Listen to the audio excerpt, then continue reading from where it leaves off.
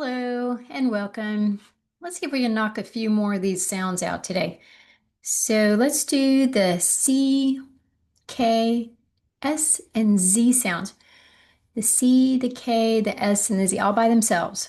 So the C does not really have its own sound. It borrows other sounds in the alphabet. So the C can sound like an S, and the C can sound like a K.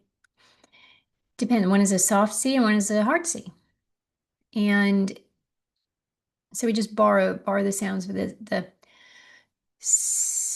S for the C for a soft C, like central. Now the S sound can sound like an S or a Z, so it also borrows another sound. The S is a S, kind of like a snake. So how I get that? Let me see where my tongue is. Okay, the tongue pushing up there on the back teeth, not hard. And then the front of my tongue, just kind of in the middle.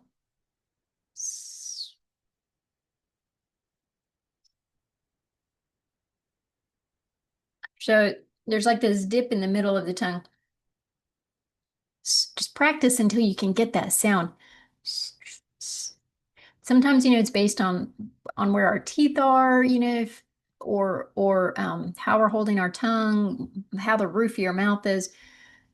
So there, the same way I do it may not be the same way it's easier for someone else to get that same sound. So just try until you can get that sound, because there's a difference between the S and the Z, which is the vocal vibration. The S is more air, again, air blowing.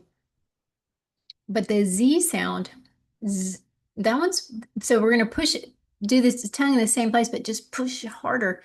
It's going to be a little firmer on the sides. And then you're going to use your vocal. Z, z, buzz. And if you have to kind of sing it out until you get it, until you figure out how to make that the vocal with it, I mean, that might be a little tricky at first. Then do that until you can practice doing it, because like we have words that we use all the time. They're super simple words like is really should be iz. And so instead of saying don't say is. It's actually a Z sound. Is. And then WAS, again, it's spelled with an S, but it's really a Z sound. So don't do was, was, z, was, okay, was.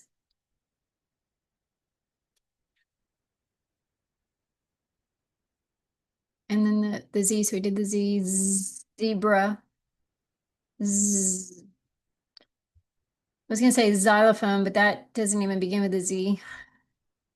Zipper, zoo, and then the K. The K is always going to sound like a K, and that's in the back of your throat. It's like a click. So my tongue is covering the whole throat, right? No air, no breath. I can't breathe. I'm kind of holding my breath until I break away and and and push air out at the same time that I'm releasing my tongue forward.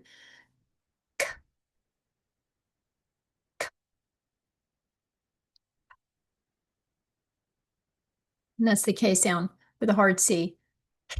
Cat, cat, cook has a hard C on the front and a K on the back, but they sound the same. Cook, cook. Let's push. Cook, kite, bike, walk, Okay. Now, a lot of people, when they're first learning, you're going to probably put a lot of emphasis on that sound. Like if you've never made it before and you want to just make sure that you're getting it, it's okay. It's okay to just like hit it hard, but then I want you to back off because I want you to just learn how to say the sound first, okay? And then you can soften it.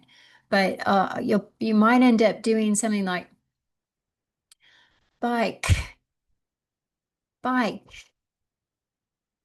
You don't really need to put that much emphasis into it. Try to maintain the same volume or emphasis right now with those sounds so they're kind of all equal. Um, kite, ka. So most of that sound, that's harder to do on the front end. You're going to get more of an I if you try to force it really hard at the beginning. So try to maintain the same level of effort on your sounds so that it doesn't sound like you're hitting it really hard, like would. And put that heavy D on the end of it. Try not to do that. Would, could, should, book, woke, bake, cake, book. Okay. There's your C, your K, your S, and your Z. So if you have any questions, put them down below. And I'm happy to share any more information if you need me to redo the video and give more examples. I'm happy to do that too. Just let me know what you need, okay? And then okay. And I'm happy to oblige. All right. Thank y'all so much. Y'all is very Southern. It means you all, y'all. And thank you for being with me, and I will see you in the next one. Bye-bye.